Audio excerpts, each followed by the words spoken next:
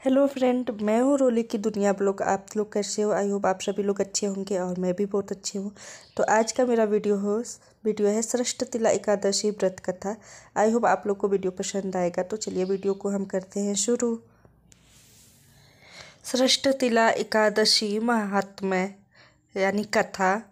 एक समय दुर्लभ ऋषि ने पुलस्त्य ऋषि से पूछा, हे मुनीश्वर, मनुष्य मृत्युलोक में ब्रह्म हत्या आदि महान पाप करते हैं और दूसरे के धन की चोरी, दूसरे की उन्नति देखकर ईर्ष्या आदि करते हैं, परंतु फिर भी उनका नरक प्राप्त नहीं होता। सो क्या कारण है? वह न जाने कौन सा अल्पदान या अल्प परिश्रम करते हैं जिनसे उनके पाप नष्ट हो जाते हैं। यह सब आप कृपा पूर्वक कहिए। इस पर पुलस्त्य महात्मा बोले, मुनि, आपने मुझसे अत्यंत गंभीर प्रश्न पूछा है। इससे संसारी जनों को बहुत लाभ होगा।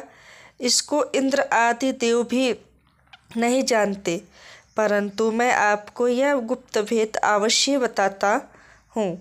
माघ मास के आने पर मनुष्य को स्नान आदि से शुद्ध रहना चाहिए और इंद्रियों को वश में करके तथा काम, क्रोध, लोभ, मोह, ईर्ष्या, अभिमान आदि का स्मरण नहीं करना चाहिए। उसको हाथ पैर धोकर पुष्य नक्षत्र में गोबर, कपास, तिल मिलाकर उपले बनाना चाहिए।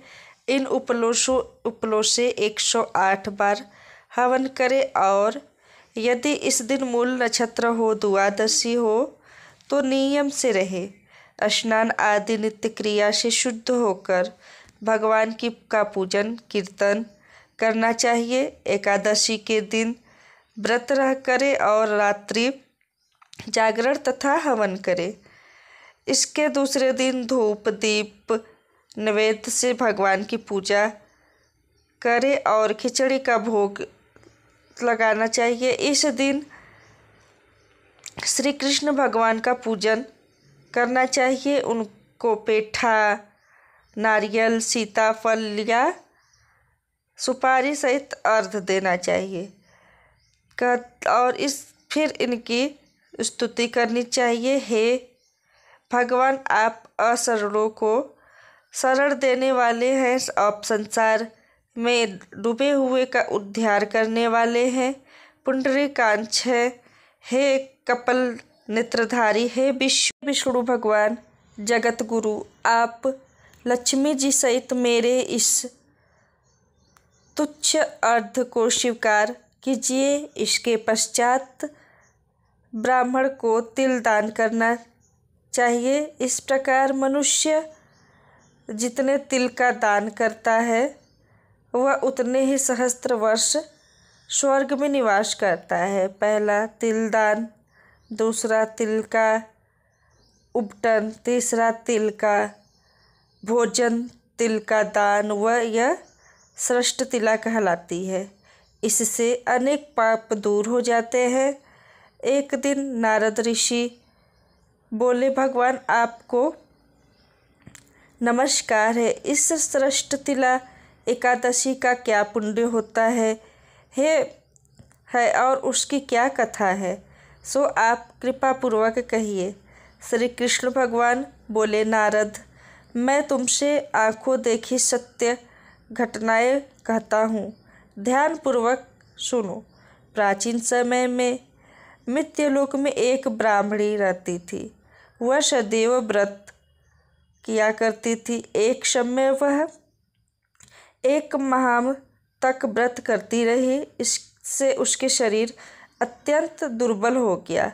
वह अत्यंत बुद्धिमान थी, परंतु फिर भी उसने कभी भी देवताओं तथा व्रतों से अपना मन अस्थिर नहीं किया।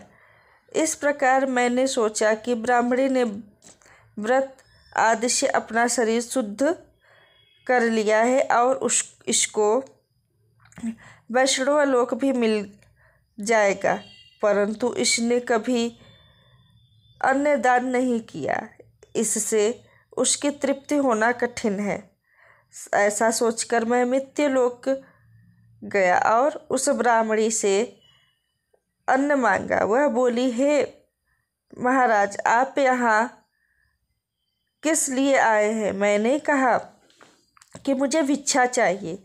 इस पर उसने मुझे एक मिट्टी का पिंड दे दिया। मैं उसे लेकर स्वर्ग लौट आया। कुछ समय बीतने पर वह ब्राह्मणी भी शरीर त्याग कर स्वर्ग आई। मृत्यु पिंड के प्रभाव से उससे उस जगह देव एक आम के वृक्ष सहित गृह मिला, परंतु उसने गृह को अन्य वस्तुओं से शून्य पाया। वह घबराई हुई मेरे पास आई और कहने लगी, हे भगवान, मैंने अनेक व्रत आदि से आपकी पूजा की है, परंतु फिर भी मेरा घर वस्तुओं से रहित है। सो क्या कारण है? मैंने कहा, तुम अपने गृह को जाओ और देव स्त्रियां तुम्हें देखने जाएंगी। जब तुम उनसे षष्ठ तिला एकादशी का पुण्य और विधि सुन लो, तब ही द्वार खोलना। भगवान के ऐसा वचन सुनकर वह अपने घर को गई और जब देव स्त्रियां आई और द्वार खोलने लगी, तब वह ब्राह्मणी बोली कि यदि आप मुझे देखने आई है तो षष्ठ तिला एकादशी का महात्म्य कहिए। उनमें से एक देव स्त्री बोली, सुनो, मैं कहती हूँ। जब उसने षष्ठ तिला एकादशी का महात्म्य सुना दिया, तब उसने द्वार खोला। देव स्त्रियाँ ने उसको सब स्त्रियों से अलग पाया। उस ब्राह्मणी ने भी देव स्त्रियों के कहे अनुसार षष्ठ तिला का व्रत किया और इसके प्रभाव से उसका गृह धन धान्य से भरपूर हो गया। अतः मनुष्य को मूर्खता त्याग कर षष्ठ तिला एकादशी का व्रत करना चाहिए। इससे मनुष्य को जन्म जन्म में आरोग्यता प्राप्त हो जाती है। इस व्रत से मनुष्य के समस्त पाप नष्ट हो जाते हैं। आज का वीडियो यहीं तक का था। अगर वीडियो पसंद आता है तो वीडियो को लाइक, कमेंट, शेयर करें। चैनल पर न्यू आते हैं तो चैनल को सब्सक्राइब करें। फिर मिलेंगे अगले वीडियो में। तब तक के लिए बाय।